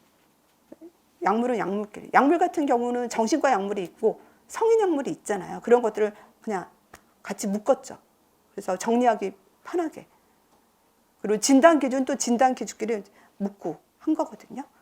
그래가지고 그래서 좀 정리할 수 있도록. 그래서 제가 핵심 키워드를 했죠. 이해용이 되는 것이 아니라 시험에 답을 쓸 거 위주로 이거를 내가 삭제를 해가지고 답에 쓸 거 위주로 이제 책을 만들어가지고 책이 좀 포탑을 형식이에요. 작아요. 그래서 다니면서 외울 수 있도록 하게 하는 거거든요. 주제별을 담지 않은 내용, 주요 파트를 또 키워드 암기용 교재로 했고요. 네, 그래서 출간 예정, 그래서 이론서는 이제 1월 4일 개강에 맞춰서 나오고 보건교사 기출문제집은 그 일주일 후 정도에 나올 것 같아요. 그래서 1, 4월 네, 쉬지 않고 그냥 쭉 하는 게 좋겠죠? 네, 얼마 안 남았으니까 쉬지 않고 쭉 하도록 할게요. 1, 4월은 이때 지역부터 시작을 해가지고 지역 확보, 복용 교육이 시작을 해가지고 4월에 강의가 끝나죠. 끝나고 그다음 서답형 시험에 대한 우리 작성하는 거를 한번 보도록 할게요. 그래서 우리가 기입형하고 서술형이잖아요. 기입형은 우리가 이제 2교시에선 4문항 그리고 3교시에는 2문항이 있다고 했죠. 기입형 같은 경우는 보통은 이제 진단이 뭐냐, 부정맥의 명칭이 뭐냐, 뭐 심실 뭐 빈맥이냐, 부정맥의 명칭이라든지 또 이때 해줘야 될 게 뭐냐, 뭐 그런 식으로 그런 거를 많이 물어보죠. 그래서 우리가 키워드라고 생각하는 거를 기입형으로 많이 물어봐요. 키워드라고 생각하는 것이 기입형으로 많이 물어보고. 그래가지고 선생님들이 공부하실 때는요, 키워드가 뭔지에 대해서 항상 명심하셔야 돼요. 키워드 공부하실 때. 서답형이잖아요. 그렇기 때문에 뭔가 키워드가 되는 걸 써야 되잖아요. 그래서 공부할 때라든지 표시하는 거라든지 내가 인출하는 거, 질문하는 거, 그건 키워드 중심으로 공부를 하고 인출을 하고 하는 거죠. 선생님들이 객관식 할 때는 키워드 중심으로 공부하지 않았잖아요. 객관식은 그냥 이해용이잖아요. 이해. 전반적인 그 내용 이해만 되면 찍을 수 있잖아요. 그렇지만 서답형은 내가 써야 되거든요. 내가 써야 되니까 써야 할 것이 키워드인 거예요. 그래서 네, 중요한 키워드가 그런 거고, 서술형 같은 경우는 보통 이제 그 약물의 기전을 클로미프라민이 뭐 기전을 물어보고, 그리고 뭐 당뇨병 신생아에서 저혈당증이 생긴 이유를 쓰라고 한다든지, 그리고 첩보 시험, 첩보 반응 검사에 이제 시간을 포함해서 방법을 쓰라든지, 그런 것들이 서술형으로 나와요. 서술형 같은 경우는 기전이라든지 그리고 이제 방법이라든지 제세동기의 순서를 쓰라고 한다든지, 그런 것들을 주로 서술형에서 물어봐요. 그리고 우리 시험은 중요한 거에서 주로 나와요. 그래서 우리 시험은요, 중요한 거를 정확하게 쓰느냐가 합격의 관건이에요. 다 본 거예요. 다 봤는데 정확하게 안 써지는 게 문제잖아요. 그러니까 중요한 애들을 정확하게 쓰느냐, 이게 어려운 거예요. 똑같은 말로 쓰느냐, 그거잖아요. 내가 어떻게 기계도 아닌데 어떻게 똑같은 말을 그거 써요? 근데 그 연습을 계속 하는 거예요. 그 연습을. 그래서 와서 쓰는 거고요. 말로 하는 거예요. 똑같은 말로 하는지를 보는 거예요. 그래서 쓰는 방법, 서술형 같은 경우는 쓰는 방법에 있어서 이제 두 가지씩이 기본이죠. 두 가지. 그래서 여기 예시에서 뭐 하부 요로 간염 완화시킬 수 있는 자가그런 방법 뭐 세 가지를 쓰라고 하면은 수분 섭취를 증가한다. 뭐 크랜베리 자두 주스 이런 거를 관정한다. 배뇨를 자주 한다. 두세 시간 간격 배뇨한다. 이게 세 가지를 쓰라고 할 때 이거에 이제 두 가지씩이니까 이게 두 가지씩이 되는 거죠. 결론. 이렇게 해준 게 결론이잖아요. 그 다음에 근거를 써주는 거잖아요. 수분 섭취를 증가하는 거, 수분 섭취를 해야만 방광 내 세척 효과가 있어가지고 세균의 농도를 낮춘다. 그래가지고 요로 간염을 감소시킨다. 라고 하는 근거잖아요. 여기도 보면 크랜베리, 자두주스, 사과주스, 토마토 주스를 먹는다. 왜냐하면 얘네들은 소변에 산성으로 되거든요. 산성이 되어지면 요로 간염을 좀 줄일 수가 있어요. 세균이 산성에서는 잘 번식이 안 되거든요. 이게 근거잖아요. 그리고 뭐 배뇨하기를 두세 시간 간격으로 배뇨한다. 배뇨를 이렇게 두세 시간 간격으로 배뇨를 하면 소변이 정체가 되지 않으니까 세균 증식이 되지 않아요. 이게 근거잖아요. 이런 식으로 세 가지를 쓰라고 하면 이 세 가지가 서로 항목의 내용이 달라야 되고, 그리고 두 가지식으로 쓰고 근거 써주고, 그래서 서술형을 쓰라고 하면 이런 식으로 쓰면 되는 거예요. 이제 학습 방법을 이야기하도록 할게요. 학습 방법. 5단계 학습이거든요. 학습 방법이 되게 중요해요. 우리 공부는요, 선생님들이 가지고 있는 시간이 24시간 같잖아요. 그래가지고 만약에 이제 결혼하신 선생님들은 하루에 내가 6시간을 공부하고, 결혼 안 한 선생님들은 하루에 한 10시간을 공부한다. 보통 그러잖아요. 우리는 결혼하신 분이 많아요. 그렇지만 결혼하신 분도 공부를 잘 하시거든요. 적은 시간인데도 효율적으로 사용해가지고 또 점수를 잘 내시잖아요. 그래서 제가 아는 어떤 선생님이 있었는데 그분이 정말 전국 수석 점수를 했거든요. 근데 애가 2명이 쌍둥이. 그것도 얘네들이 2살인가 그랬어요. 근데 전국 수석 점수를 하셨거든요. 근데 그 선생님은 또 하루에 공부하는 양이 5시간인가 6시간밖에 안 했고 주말엔 쉬었대요. 근데 왜 그런 선생님이, 물론 그 사람의 이제 백그라운드가 다를 수는 있잖아요. 사실은 출발선이 다르기 때문에, 백그라운드가 다르기 때문에 또 그럴 수 있잖아요. 그럴 수 있지만, 그렇지만 작은 시간에 그분이 정말 전공 고득점을 했거든요. 그거는 딱 두 가지라고 생각해요. 뭐냐면 학습 방법하고요. 그리고 그 사람이 가지고 있는 어떤 자신감. 우리 공부는 두 가지가 같이 가야 돼요. 학습 방법과 IQ가 중요하지 않아요. 진짜로. 그리고 여기 있는 선생님은 다 IQ 좋아요. 그리고 네, 천재예요. 그 얘기 많이 하거든요. 천재라고 생각하면 천재가 되는 거예요. 진짜로. 그리고 그래서 제일 중요한 거는요, 자신감이에요. 이 공부하시다가 정말 내가 많이 봤어요. 우울증에 걸리신 분들 꽤 있어요. 이제 초시 때 우울증에 걸리는 경우 좀 드물어요. 근데 이게 해가 많아질수록 좀 우울증에 많이 걸리시더라고요. 내가 보니까. 우울증에 걸리면요, 이제 인지 능력이 떨어져요. 집중력과, 우리 공부에서 중요한 건 집중력하고 암기 능력이잖아요. 근데 집중력하고 암기 능력이 떨어져요. 자기가 가지고 있는 능력을 최대한 발휘가 안 돼요. 그래서 이 자신감이라고 하는 것이 가장 중요한 거예요. 자신감은 내가 합격할 수 있다는 믿음이죠. 합격할 수 있죠. 네 하고 대답해야 되잖아요. 합격할 수 있죠. 올해. 합격할 수 있죠. 그 믿음을 가지고 살아가는 거예요. 인생은 믿음을 가지고 사는 거예요. 믿음대로 될지어다 그런 얘기 하잖아요. 믿음대로 될지어다 그 얘기 하잖아요. 왜냐하면 그 믿음이 중요하다 하거든요. 내가 나를 믿지 않으면 누가 너를 믿는 거예요? 내가 나를 믿지 않으면 누가 선생님을 믿는 거예요? 내가 나를 믿지 않으면 하늘이 도와주겠어요? 하늘은 스스로 돕는 자를 돕는다라는 얘기 또 있잖아요. 내 자신의 합격을 믿으셔야 돼요. 내가 내 자신 내 합격을 믿지 않으면 나의 모든 능력을 발휘하기가 어려워요. 그래서 이 자신감이 가장 중요하고 그 다음에 중요한 거는 학습 방법이 중요한 거예요. 학습 방법. 같은 시간에 공부하더라도 집중력 있게 어떤 학습 방법, 같은 노력을 했어도 그 허탄한 곳에만 이렇게 찝는 선생님도 있어요. 왜냐면 우리 공부는 이게 방대하기 때문에 이거를 서브노트라든지 이런 거를 굳이 할 필요가 없어요. 근데 서브노트 예쁘게 막 하고 뭐 이 표시하고 막 그런 거 에너지를 많이 쏟는 분들이 있던데 그렇게 해야 뭔가 정리된다고 생각이 드는 선생님이 있더라고요. 근데 그거는 비효율적이에요. 에너지 효율이 너무 소모가 되는 거예요. 우리는 내일 시험 내일 시험 봐요. 그럼 오늘 뭐 하겠냐 그 생각 꼭 가지셔야 돼요. 내가 내일 시험 보는데 오늘 내가 뭐 붙이고 뭐 예쁘게 뭐 쓰고 노트 만들고 그러겠어요? 내일 시험 보면 내일 시험에 나올 중요한 애들을 외워야죠. 이해하고 외워야지. 거기에 힘을 써야지. 그래서 학습 방법이 되게 중요해요. 그래서 일단은 5단계 학습은요, 내가 공부하기 전에 항상 전체 보기가 돼줘야 돼요. 전체 흐름을 내가 파악을 해줘야 돼요.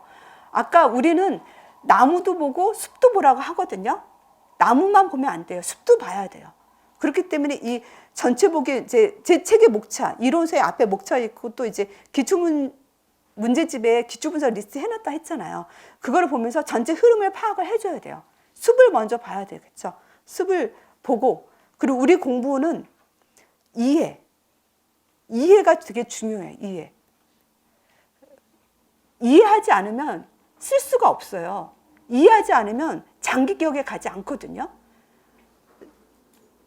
내가 이렇게 보니까요, 단기 기억은요, 일주일치 가더라고요. 그래가지고 정말 이거 실제 있었던 일인데, 그 직강 나오셨어요. 항상 열심히 하셨어요. 그리고 그 선생님은 제가 형성평가를 매주 보잖아요. 그러면 잘 썼어요, 항상. 근데 실제 시험에서 점수가 안 좋았어요. 나 이 선생님이 되게 잘 볼 거라 생각했거든요. 전반기 때 되게 열심히 잘 썼는데, 근데 실제 시험에 점수가 안 좋았어요. 그때 그 이유를 뭘까를 제가 고민을 했거든요.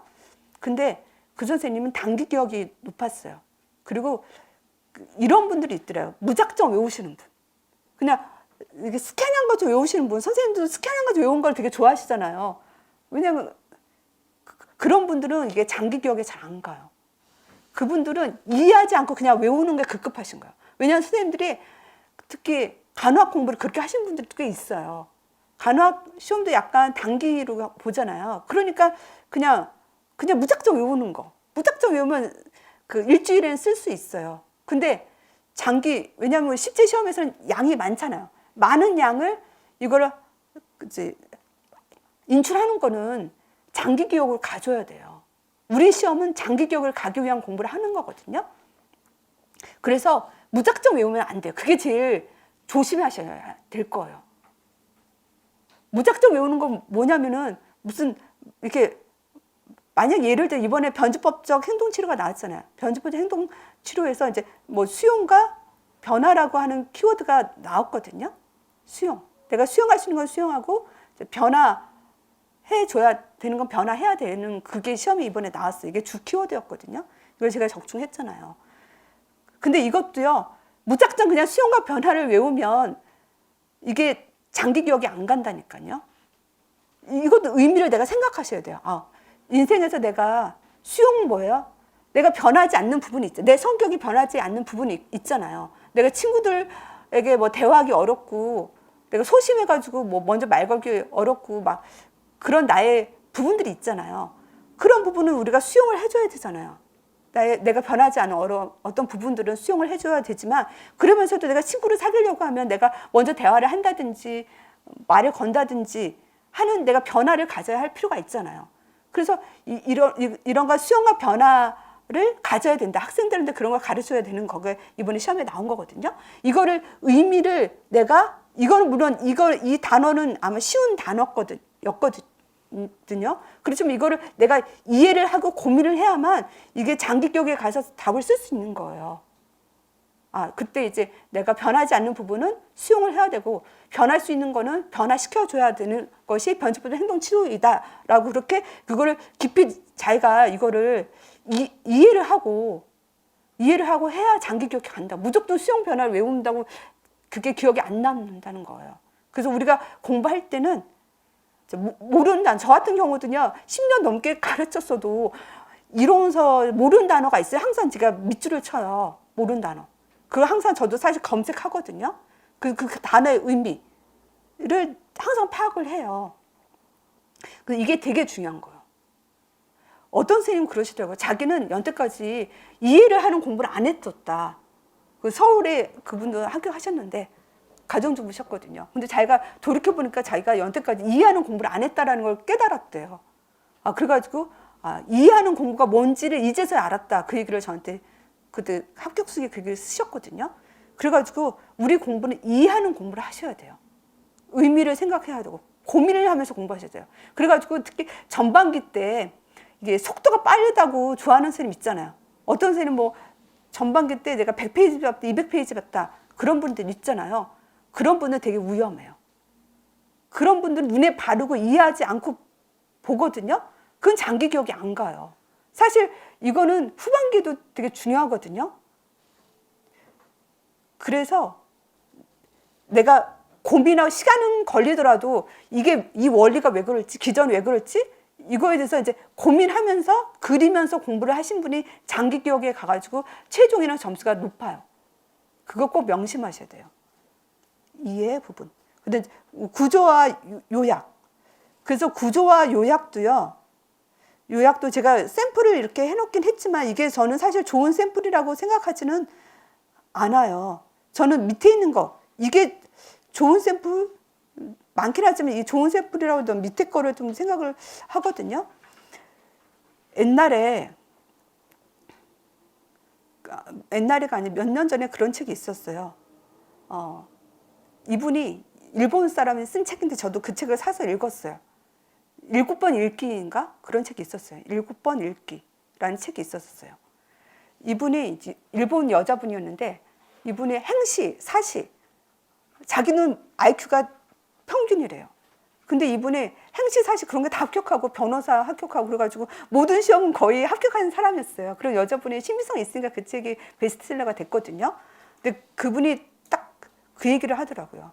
자기는 어떤 과목을 공부할 때 7번은 읽는다라고 하시더라고요. 근데 어떤 공부를 못 하시는 분들은 처음부터 먼저 이거를 쓰려고 한다 하더라고요.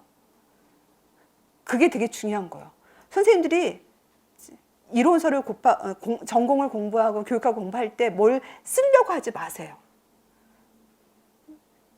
쓰려고 하지 마세요. 쓰려고 하는 거는요, 에너지 소모가 되게 큰 거예요. 시간 대비. 그래서 어떤 선생님 정말로 막 제가 스터디 상담을 하잖아요. 막 예쁘게 막 정리하고 막 그러셔요. 자기는 이렇게 예쁘게 정리하고 구조화가 돼줘야 외워진대요.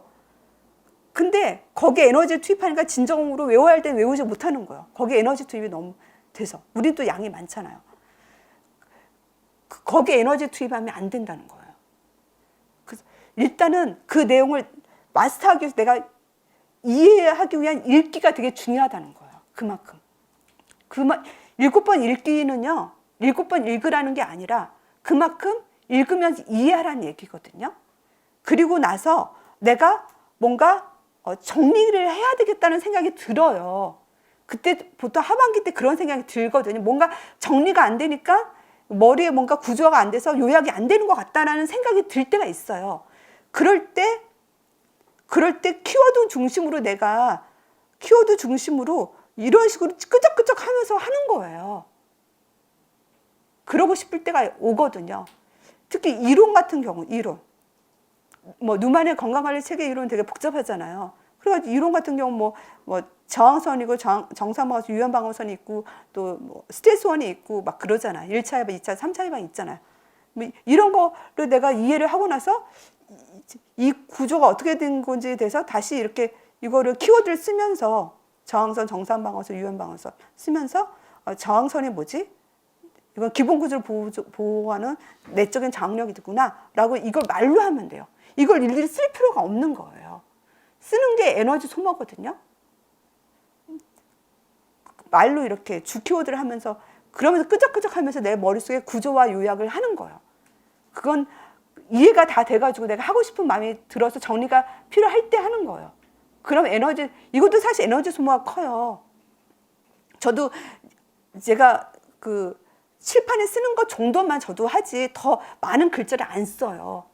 글자를 쓰면 아까 시간 대비 효율성이 떨어져 가는 거예요. 그게 되게 중요하고요. 그리고 이제 인출. 우리 서답형은 인출이 중요한 거이죠. 인출. 그래가지고 오늘 공부한 거. 이게 또 실화인데 제 친구가 경기도 수석했거든요. 근데 이 친구는 이 경기도 수석한 이 친구는 아주 급했어요. 남자친구가 결혼한 남편이 있는데 남편이 운동권이어가지고 그 당시 운동권이면 블랙리스트가 돼가지고 좋은 직장을 구할 수 없는 상황이었어요. 이 친구가 고대 간호학과 나왔거든요. 좋은 직장을 구할 수가 없어요, 남편이. 근데 이 친구가 임신을 했어요. 그래가지고 이 친구가 이제 임신해가지고 애를 7월에가 낳았어요. 깐난 애를 데리고 이제 공부해가지고 경기도 수석을 해서 물론 이거 서울 썼으면 서울 합격했어요. 근데 경기도 수석했거든요.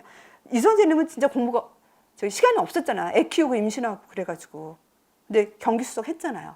이 선생님 비결이 뭐냐면 그날 이분은 자기가 하반기에 시간이 없다는 거 알죠. 애가 있기 때문에 애가 나오니까. 그리고 이분은 전반기 때 자기가 다 암기해야겠다는 생각을 가졌어요. 전반기 암기기를 끝나야 된다.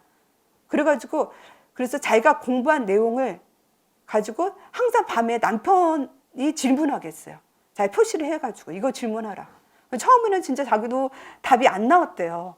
근데 몇 번 하다 보니까 이제 답이 술술 나오더래요. 그래서 이 인출이 되게 중요한 거예요. 아무리 선생님이 공부했더라도 인출되지 않으면 헛공부예요, 사실은. 헛공부는 아니지만 그만큼 인출이 중요하다는 거거든요. 그냥 이해하고 넘으면 넘어갔을 뿐이에요. 그래서 이거를 암기. 그리고 또 이게 제가 또 스터디 하면서 봤던 건데 똑같이 말을 못 하잖아요. 비스무리해 하잖아요. 그래도 틀렸다라고 해야 돼요. 똑같은 말이 책에 이론서에 있는 그 키워드를 말할 수 있게 해줘야 돼요. 그래서 비스무리해 하다고 해서 아예 맞았다라고 그냥 스터디 할 때 넘기시면 안 돼요. 그게 아니다라고 해야 돼요. 또 그렇게 스터디 하신 분이 나중에 또 점수가 안 좋은 경우도 있더라니까요. 그러니까 그 이론서에 있는 걸 정확한 키워드를 이 사람이 말하고 있는지 항상 점검을 해주고 피드백 해줘야 된다는 것도 중요하죠. 그래서 이제 자기화인 거죠. 자기화가 고득점이다. 자기화는 누가 뭐를 물어봐도 항상 대답할 수 있게 만드는 거. 그리고 우리는 사실은 공부하기 되게 좋은 상황이에요. 왜냐하면 핸드폰이 있기 때문에. 핸드폰이 있어서 포탑을 시간 사용이 되잖아요. 내가 1시간을 집중해서 공부하기 어려워요. 저도 뭐 한 40분? 많아요. 50분 집중하고 10분, 15분은 머리 쉬어야 되잖아요. 머리 쉴 때 이제 저 운동하거든요. 하루에, 그래서 1시간은 운동을 하거든요. 10분, 15분씩 짬짬이 운동을 해요. 운동 안 하면 몸이 막 힘들어서 앉아 있을 수가 없더라고요. 제가 옛날에는 무명 때는 급하니까 운동을 안 했어요. 근데 앉아 있기가 힘들더라고요. 그래가지고 그 후에는 운동을 계속 하고 있거든요. 그래서 운동을 한다든지 뭐 할 때도 계속 들으셔야 돼요. 핸드폰으로 강의를 들으셔야 돼요. 그래서 되게 우리 공부는 내가 익숙해져야 내게 되는 거거든요. 선생님들이 외우기 힘든 이유는 뭐예요? 익숙하지 않기 때문에. 지역사회 간호학이 왜 어려워요? 익숙하지 않으니까 어려운 거거든요. 익숙하지 않은 거는 계속 들으셔야 돼요. 그래서 쉬는 시간에도 계속 핸드폰으로 강의를 계속 듣고 하셔야 돼요. 그래야 자기화가 되는 거예요. 듣고 그리고 또 대부분 아까 이 선생님 같은 경우는 이제 키워드를 포스트잇 같은 경우를 항상 가정주부였잖아요. 그래가지고 부엌이라든지 화장실에다가 붙여놨다 했거든요. 그래가지고 항상 그거를 내가 눈에도 봐야 되고 계속 보고 듣고 말하고를 계속 하셔야 자기화가 되는 거죠. 네, 그다음 스터디 방법. 그래서 일반적으로 우리가 스터디가 효과가 크다라고 했어요. 그래서 뭐 이론서하고 문제하고 스터디를 하는 거. 특히 스터디는 제가 별 2개, 별 3개, 별 하나를 해주잖아요. 근데 별 2개, 별 3개를 꼭 하는, 별 하나까지는 할 필요는 없어요. 왜냐하면 얘네들이 특히 시험에 자주 등장하는 애들이잖아요. 등장하는 애들도 되게 많거든요. 이것만 정확하게 해도 수석이에요. 그러니까 별 한 개까지는 할 필요는 없어요. 없고 별 2개라는 3개 이런 것들을 이제 묻고 대답하는 거죠. 하여튼 어려우면 이제 처음에는 보고 해야 되죠. 처음부터 내가 이거 안 보고 하는 게 어렵잖아요. 그러니까 저도 사실은 그렇게 외우고 막 했어도 저도 되게 안 보고 한다는 게 저도 되게 부담이 가는 거니까 얼마나 어렵겠어요. 그래서 처음에는 어려울 때는 보면서 설명하는 거죠. 다른 사람 설명 들으면서도 이해가 많이 생기고, 또 중요한 거는 아까 정확해야 된다. 정확하지 않은 거는 맞았다고 하면 안 된다는 것도 되게 중요한 거예요. 그리고 스터디 할 때는 격려해야 돼요. 스터디 할 때 부정적인 말을 하면 안 돼요. 우리는 항상 긍정의 말을 해줘야 돼요. 긍정의 말. 서로에게 힘을 줘야죠. 힘을 주고 합격할 수 있다, 잘할 수 있다, 뭐 그런 말들을 계속 해줘야 하는 거고, 그리고 배려를 꼭 해줘야 돼요. 스터디 하다가 사실 스터디 원을 바꾸는 건 되게 스트레스잖아요. 그러니까 그 선생님이랑 끝까지 가는 게 가장 좋잖아요. 끝까지 가려면 상대방을 배려해줘야 돼요. 배려해주고 또 그 사람한테 더 기회를 주고 도와주고, 그게 선생님의 태도라고 했잖아요. 배려해주고 도와주고 하려고 하는 그런 것들을 해줘야 끝까지 그 스터디가 유지를 하고, 가급적 비슷한 상황에 있는 스터디원을 만나는 게 좋아요. 이게 또 실력차가 너무 또 크면 이제 자기 비하를 좀 경험을 하시더라고요. 그러니까 자기랑 비슷한 상황이라든지 실력차도 비슷하고, 실력차가 많이 난다고 하면 사실 많이 나는 선생님한테 내가 배우는 게 더 많이 있잖아요. 있으니까 그것도 긍정적으로 생각을 하셔야 돼요. 근데 또 어려운 게 뭐냐면 나는 재수 3수 했는데 상대방은 초수인데 초수가 나보다 더 잘해. 막 그럴 때 또 스트레스를 받기는 하시더라고요. 근데 스터디는 스트레스를 받으면 안 돼요. 어떻게든 긍정적으로 생각해서 이제 도움을 얻으려고 해야 도움이 되겠죠. 네, 그래서 오늘 준비한 수업은 설명회는 여기까지 하도록 하겠습니다. 그래서 저는 이제 내년도 열심히 수업을 준비하고 열심히 수업을 준비해가지고 선생님들이 저를 선택한 거에 대해서 만족해 하시고 좋아하시고, 그래서 전공 고득점 합격을 할 수 있도록 내년에도 제가 또 열심히 준비를 하려고 하고 있습니다. 그래가지고 저는 선생님들하고 계속 이렇게 선생님 오셨잖아요.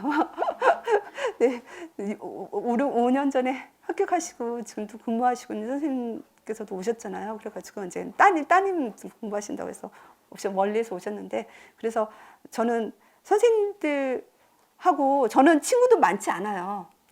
친구도 많이 없어요. 있긴 있는데 많지 않아요. 많지 않고 저의 모든 에너지, 집안 살림도 우리 남편이 많이 해요. 우리 남편이 많이 좀 설거지도 하고 좀 요리도 하고 하더라고요. 그래가지고 저의 모든 이제 에너지는 여기에 쏟고 있거든요. 제가 다른 것도 안 해요. 모든 에너지를 여기에 쏟아 선생님들이 합격할 수 있도록 하는 게 저의 큰 비전이고, 그래서 좋은 보건교사가 되게 하고 선생님들이 정말 좋은 보건교사가 되고 또 시간을 단축시키고 길게 하지 않고 또 결혼하셔가지고 또 애들도 가정도 이루시고, 제 목표는 선생님들이 보건교사 합격하셔야 또 결혼도 하시잖아요. 결혼하셔가지고 그래서 우리나라의 또 인구도 증가도 시켜주고 그게 저의 또 소망이기도 해요. 그리고 또 이제 선생님들과 계속적인 또 이제 평생 친구 별로 많지 않다고 했잖아요. 그래서 선생님들이 저의 이제 친구가 되어 주시잖아요. 그래서 또 연락도 하고 그거에 이제 기쁨을 가지면서 살고 있습니다. 감사합니다.